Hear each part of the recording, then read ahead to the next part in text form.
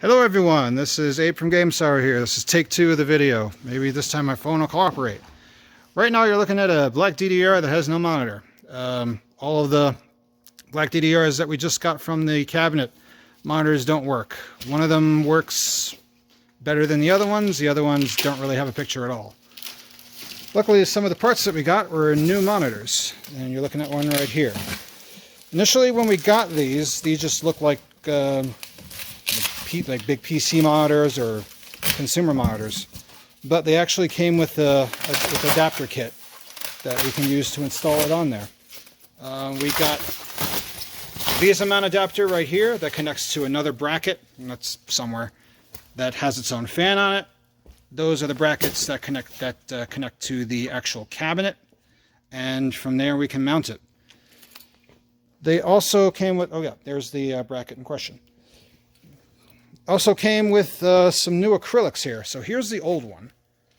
And there's the old monitor.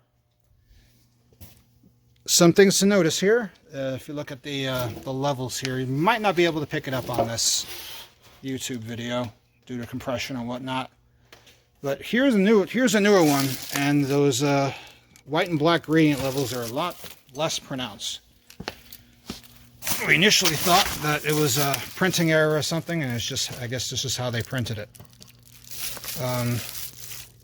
This also has a protective film on it, which again, probably won't be able to pick up, especially if the focus on my phone decides to wig out. Another thing we'll notice here is that on the back of the bezel here, you have foam that's meant to go in between the monitor and the acrylic. Also makes it so you can't see the frame of the outside frame of the monitor. Pretty standard stuff. However, when we look at the newer ones that we got, we see that we have foam. However, it's much thinner, and it's only at the corners. We'll see when this new monitor is installed how it looks, but we did one before, and we're looking to see if this one, the monitor fits a little better. The one that we did before wasn't up to par. I don't like it. But give us a moment here to get the new monitor installed, and we'll show you how it looks. And we're back. We just got finished installing the new monitor. Here it is. One of the things that we noticed with this monitor, if we come back here, I can actually show you. The way that it's set up, the mounting system is a little bit odd, at least to me. So in the middle there, as mentioned in part 1, once the camera focuses, come on, there we go. You've got a standard VESA mount on the back of the monitor itself. You've got a little bit of a bracket with spacers that plugs into the mount, and then that part plugs into another little bracket, which these screws go into, and then this part with an extra fan and an extra ground wire goes into the existing frame for the cabinet. One downside of that, though, is I'm not sure if you can see it, but there's a lot of play on the monitor. Yeah, you can probably see it there. One can imagine that there's probably going to be a lot of movement of the monitor, a lot of just swaying back and forth. If it's on a truck, if it's being transported. It's screwed into the mount, so you know it's a normal mount, but it's a mount on an adapter on an adapter, and plugged into the actual thing. But it should be okay. It's just a little weird to see it up close. And here is this. We set this up because when installing all the brackets and the brackets and adapters and stuff, the monitor has a tendency to kind of be off center. So it's either tilted a little bit to the left, a little bit to the right. So we kind of have to get it right. And this is about as good as we can get it, using the bottom red part of this crosshatch pattern here as our guide. So the fit itself is pretty good. We tried with the older acrylic, the one back here, and this is a bigger monitor. This is a bigger acrylic. With the old acrylic, you had, say, about to here, all along, cut off. In gameplay, probably not noticeable, but if you're testing it, it's definitely noticeable. Overall, this one looks pretty good. If you'll walk with me for a bit, we can actually show you the other one that we did, which is all the way over here. Haven't got enough into doing these. Do you want to give me a hand here? Thank you. Doing these here. So here's the other monitor. And as you can see, the outside where the monitor frame is very visible, much more visible than the one that we just installed. One thing that was different with the other monitor, there were a lot of screws missing on the bracket connecting to the monitor and connecting to the cabinet. So there was probably a lot more play as far as getting the screw holes in. Another thing that we did with this one is that when we took the previous one out, we unscrewed from the cabinet. So we just took out the whole bracket and then removed the bracket outside. This one we left the bracket in.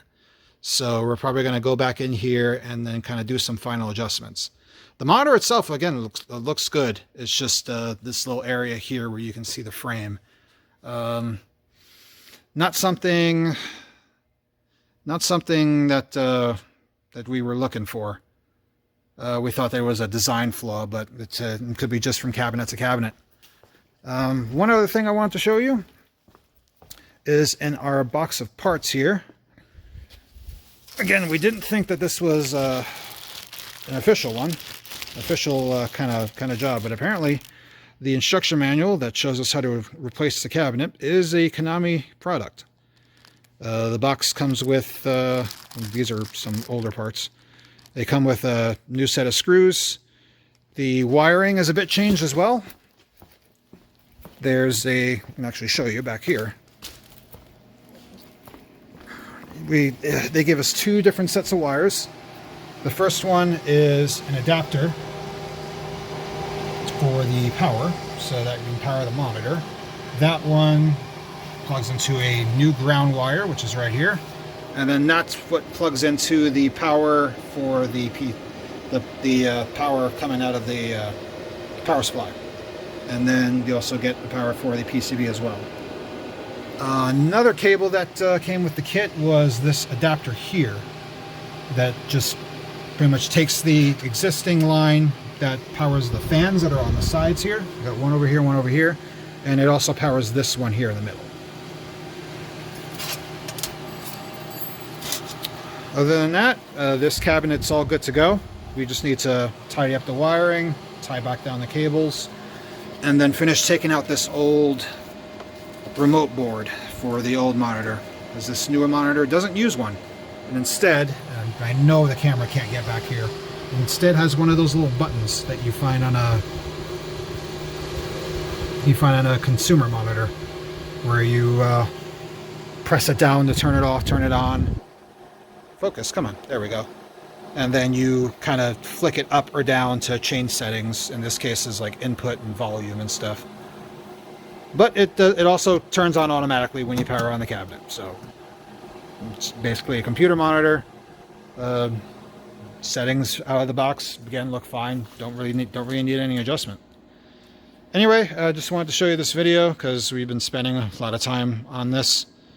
And figured we turn that into some more content for you guys. Anything you have to add, buddy? No. Yeah, it's late. It's very late. At any rate, thank you all again so much for watching. Take care. See you in the next one. Hey everyone, just a quick addition to the DDR monitor swap video. So this is the first cabinet that we worked on, the one that we didn't film. And I mentioned that we didn't like how off-center it looked. It looked like it was kind of shifted this way. And we mentioned maybe if we go into the back and unscrew the bracket from where it's attached to the cabinet and make some adjustments there, that we might be able to make some progress and fix it. And turns out that was the right call. This looks a lot more on-center now. You can still see edges of the monitor frame, no matter what angle you look at it. But if you take a look at the other monitor that we swapped, it's about the same thing. So they're both consistent now, instead of one looking good and the other looking not so good. Glad that we were able to go back and fix it. It wasn't that much of a process to get those adjustments correctly.